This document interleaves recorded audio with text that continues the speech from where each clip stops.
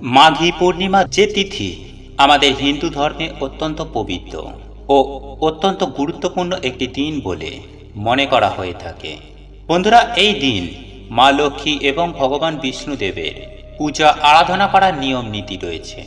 আর আপনারা যদি দেবী লক্ষ্মী ও নারায়ণ দেবকে পূজা আরাধনা করেন, তাহলে আপনি প্রচুর রূপে ধন সম্পত্তি প্রাপ্তি করতে পারবেন।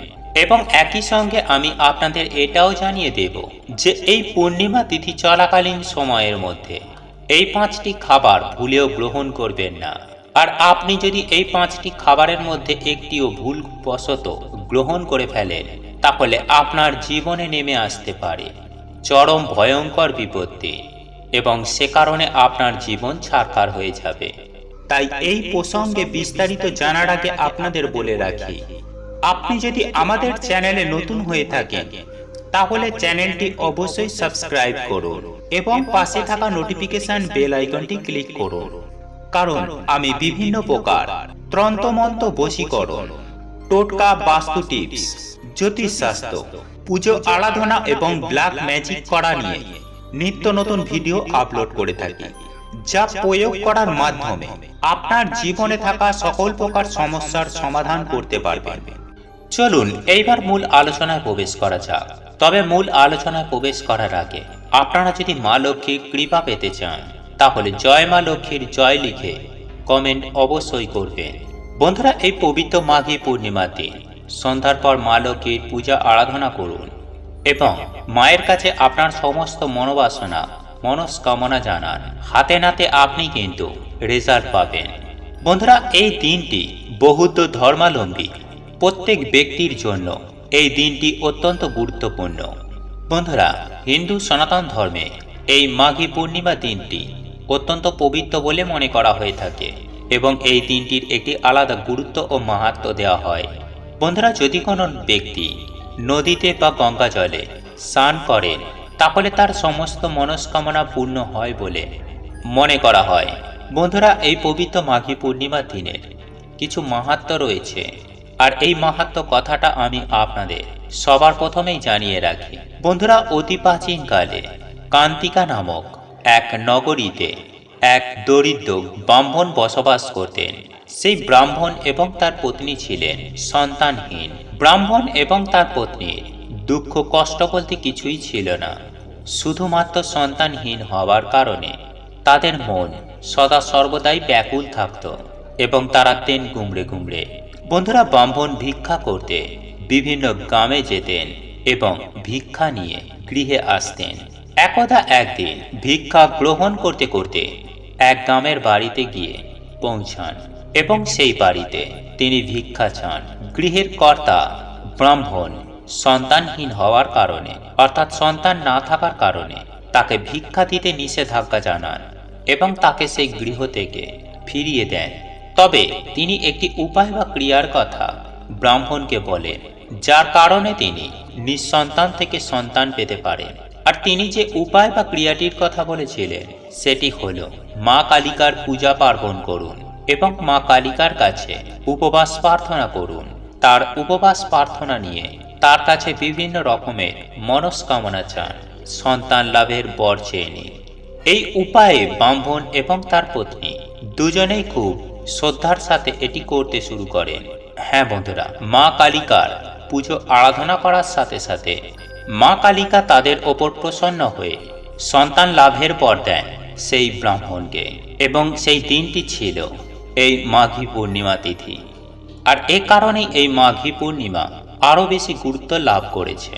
বন্ধুরা, হিন্দু ধর্মে কথিত আছে, এই দিন যেমন আপনি বিভিন্ন নিয়ম ও উপাচারের মাধ্যমে ও উপবাসের মাধ্যমে আপনি আপনার মনস্কামনাকে পূর্ণ করতে পারেন, ঠিক তেমনি আপনার করা ভুল কোনো কর্মের মাধ্যমে আপনার দারিদ্রতা আপনার জীবনে নেমে আসে।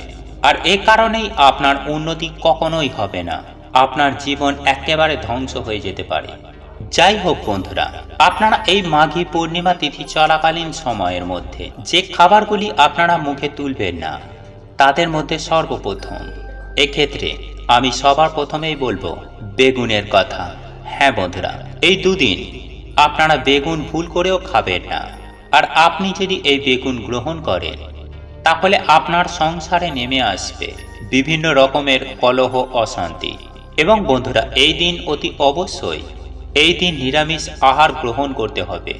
মাছ, মাংস, ডিম, পেঁয়াজ এই সমস্ত খাবার খাওয়া নিষেধ বলেই মনে করা হয়ে থাকে। বন্ধুরা, পূর্ণিমার যে কোনো তিথিতে এই জিনিসগুলি খাওয়া একেবারে নিষিদ্ধ। দ্বিতীয় যে জিনিসটির কথা বলবো সেটি হলো মূলা। হ্যাঁ বন্ধুরা, মাঘ মাস চলাকালীন মূলা গ্রহণ করতে নেই। ঠিক তেমনই আপনি যদি এই পবিত্র মাঘী পূর্ণিমা তিথিতে এই মূলো বা মূলা গ্রহণ করেন তাহলে আপনার শরীরে তো কোনো উপকার হবেই না, বরং বিভিন্ন রকমের ক্ষতি হতে থাকবে আপনার শরীরের মধ্যে এবং কুপ্রভাব পড়বে আপনার গৃহে, আপনার বাস্তুর মধ্যে। এবং দেবী লক্ষ্মী এতে অসন্তুষ্ট বোধ করেন, যেহেতু এই দিন সত্যনারায়ণের পুজো আরাধনা করার নিয়ম রয়েছে। ঠিক এ কারণেই এই দিন কিন্তু শিম খাওয়া যাবে না। হ্যাঁ বন্ধুরা, শিম ভুল করেও আপনারা এই পবিত্র মাঘী পূর্ণিমার তিথি চলাকালীন গ্রহণ করবেন না। বন্ধুরা, শাস্ত্রে স্পষ্টত শিম খাওয়া নিষিদ্ধ বলেই ঘোষণা করা হয়েছে। এবং পঞ্চমত যে জিনিসটি খাবারের কথা বলবো সেটি হলো চাল কুমড়ো। হ্যাঁ বন্ধুরা, এই চাল কুমড়ো এই পবিত্র মাঘী পূর্ণিমা তিথিতে ভুল করেও খাবেন না। আপনারা চাল কুমড়োর কোনো রেসিপি বা কোনো রকম কোনো রান্না করে আপনারা খাবেন না। বন্ধুরা, এই যে জিনিসগুলির কথা বললাম, যেমন বেগুন, মাছ, মাংস, ডিম, পেঁয়াজ, মূলা, শিম, চাল কুমড়ো, এই সমস্ত জিনিসগুলি কিন্তু একদমই ভুল করেও খাবেন না। একই সঙ্গে আপনারা পালং শাক এবং ডালের মধ্যে বিভিন্ন ডাল রয়েছে, এই জিনিসগুলি খেতে পারেন। অর্থাৎ আপনাকে সম্পূর্ণরূপে নিরামিষ আহার গ্রহণ করতে হবে এই দুদিন। বন্ধুরা, এই 5টি খাবার খেতে নেই, এর কারণ বর্তমান যা হিন্দু শাস্ত্রে স্পষ্টত বর্ণিত রয়েছে। বন্ধুরা, যদি আপনাদের শাস্ত্রে বিশ্বাস থাকে, যদি আপনারা শাস্ত্র ও ধর্মকে বিশ্বাস করেন, মেনে চলেন, তাহলে অতি অবশ্যই এই নিয়মগুলি পালন করে চলুন। সারা জীবন পড়ে আছে এই সব জিনিসগুলি গ্রহণ করার জন্য। তাই আপনি যদি আপনার পরিবারে সুখ, শান্তি, সমৃদ্ধি দেখতে চান তাহলে এই সব বিষয়গুলি অতি অবশ্যই মেনে চলার চেষ্টা করুন, নতুবা নিজের ক্ষতি আপনি নিজেই ডেকে আনবেন।